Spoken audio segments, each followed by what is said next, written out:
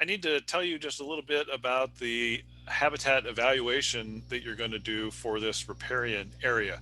And we're going to be using what I like to refer to as an ecosystem assessment model, ecosystem assessment tool. Um, it is very similar in that it's going to the habitat suitability index that you did with the barred owl. But this is a much more modern type of assessment in that it is multi-species ecosystem broadly targeted the ecosystem rather than a single species. So before we just looked at barred owl, and we would have been wondering how to manage a forest looking at just that one species. But obviously there's more things that live in that area than just the barred owl. And so those single species things have in some cases fallen out of favor. And so this is a worksheet that actually the NRCS here in Nebraska, the USDA Natural Resource Conservation Service, uses. Similar things are used by Fish and Wildlife Service for wetland habitat assessment and other things. The NRCS has lots of these for different types of areas. So they have one for grasslands, they have one for forest, they have ones for even like crop fields and farm ponds and things. So this is to look at riparian zones, and the riparian zone would be the region around and including stream. So we're trying to get some aquatic work in here to think about if you're interested in fisheries, some things that might affect fish in a stream, but we're also looking at the function of this area that's surrounding a stream. All right, so similar to the habitat suitability index, where you have like between a 0 and 1 score, the idea here is that you're going to gain points by having the most optimal conditions in several categories. And what we can see here is that there's 1, 2, 3, 4, 5 between interspersion, buffer width, stream channel bank integrity, and aquatic habitat components and buffer management. There's our 5 categories.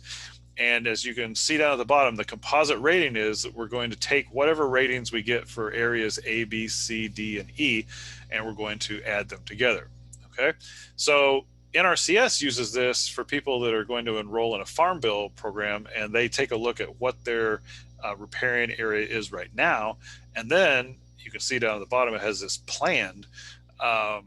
You would have each one of these actually has a plan, like how is the management that you're going to do under this farm bill program that you enroll in, how is that management going to improve the riparian area? All right, so if we take a peek here at the riparian worksheet, we can see that the first area is interspersion. All right, and we have a whole bunch of different options here for how we're going to look at this area of interspersion. And we can just read here that what's interspersion mean? It means, do you have a mix of species interspersed in this riparian zone? And specifically, we're looking at, with interspersion, we're looking at the ground cover here, and we're looking at the grasses and the vegetation low to the ground. And so we can see here that the best that we get a 0.3 score for is a diverse mixture of native or beneficial introduced grasses, that is not invasive species grass. So like brome grass would be a grass that might be not considered to be beneficial for wildlife because it just chokes out everything. And that has some forbs and woody cover on 75% more of the site. Okay, so when we're looking at the whole site, you know, one little area that's bad might not be but if you've got this very nice mixture of grasses, forbs, some shrubs around this stream, in this area around the stream, then we're going to say, yeah, that's pretty good, and we'll give it a 0.3.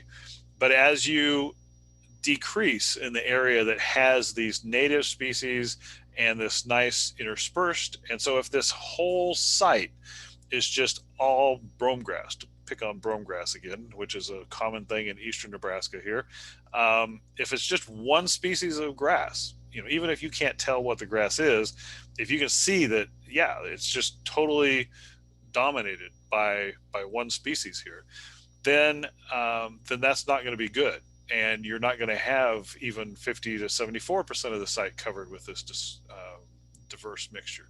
And so you would go down here. Now you notice you can actually get negative where you've got a monoculture of invasive grasses with no other diversity, or it's a woodland dominated by an invasive tree species. And they have some other sites that you can go to look and see what those invasive tree species are. But like, for example, if your whole stream area is surrounded by eastern red cedar, you're going to get a -1 if it's just choked out by eastern red cedar.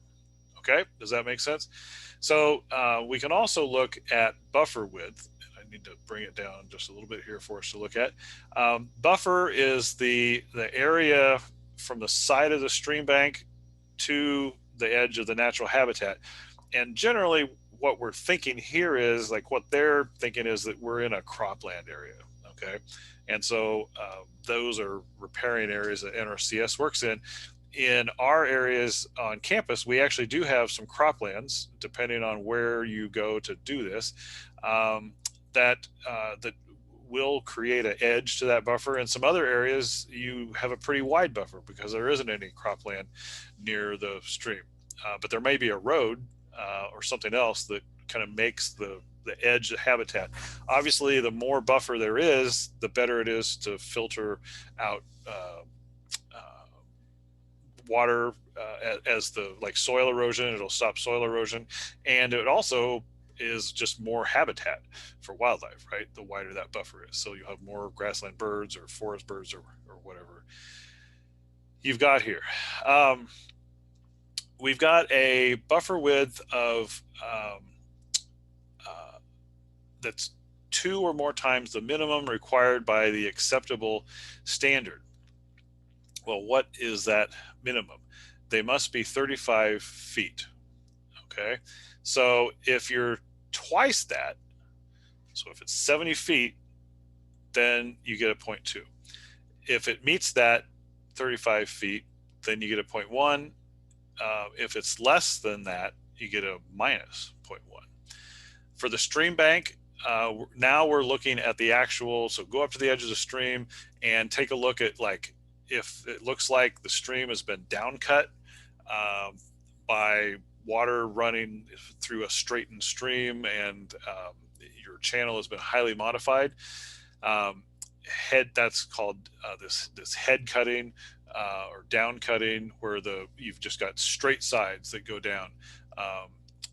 Or if it's channelized and it's a fake edge to the stream, and we have that sometimes in city streams where it's actually, you can see it's been straightened, and there might even be like concrete sides to it.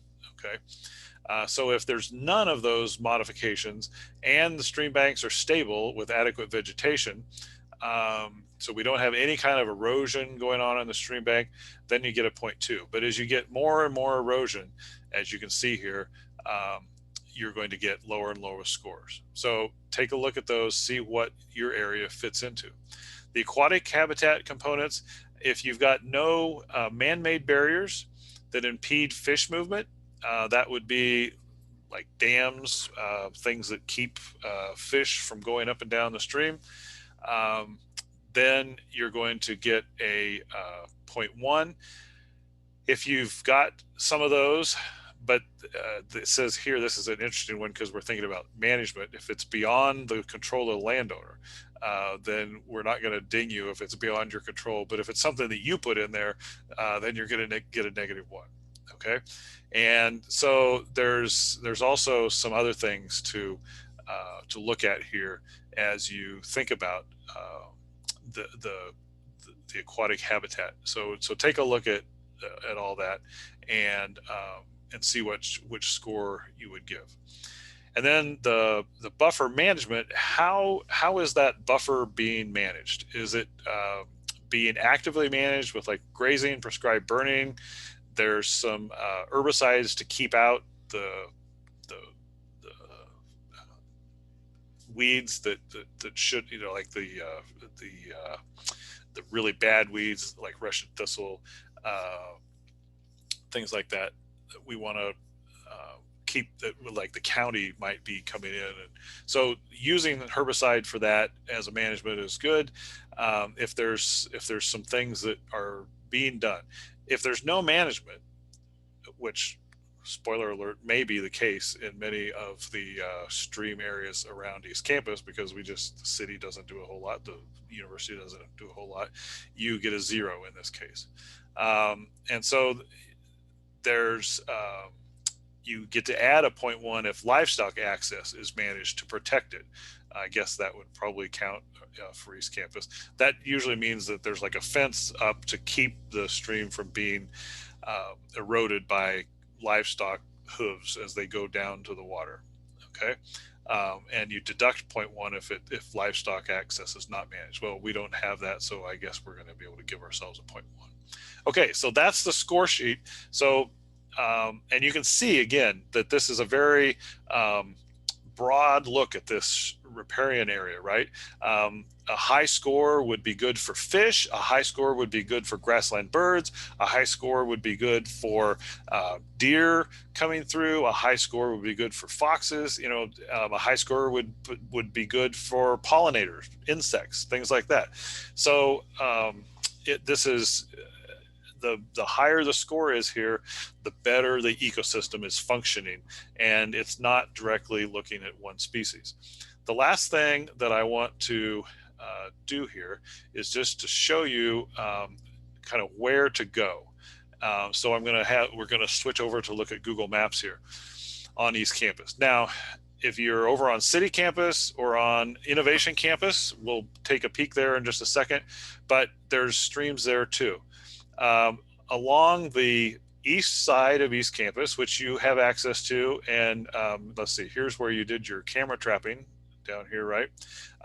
There is a stream. There was the old beaver pond that's not there anymore, but the kind of open space is still there. Tributary that runs down into Dead Man's Run, and Dead Man's Run goes all the way along here. So you can actually walk through this field to get over to Dead Man's Run, or you can like go up this little street here. Dennis Ferraro's lab is kind of up in this area, and so you can access Dead Man's Run from the Huntington Avenue up here. There's a lot of different ways that you can get out to Dead Man's Run. So that's the main area here on East Campus. Let's see how I do for changing up. If we're going to be taking a look at Innovation Campus, if you happen to want to go out there, kind of where I wanted to, here's the mill and all the areas and the parking lot. You have to walk through some areas here, or up from the Devaney Sports Center, you can get to Salt Creek. And so you could look at Salt Creek along here too. Again, not if you have a stream near your house, if you have a stream near where you're where you live, and you'd rather look at that, then go for it. So really anywhere in town. I don't know, I'm like flipping all over here with the map, but the point here is that you've got streams near you. There's some really neat places to access them on East Campus, which is where I was trying to get back to, and that may be the easiest. Just if you've got some classes out here, to run up to Dead Man's Run, or this area over here to the east side, but you can pick any of those, and take that sheet along with you, and note the scores for each one. Okay, let me know if you have any questions as you do that exercise.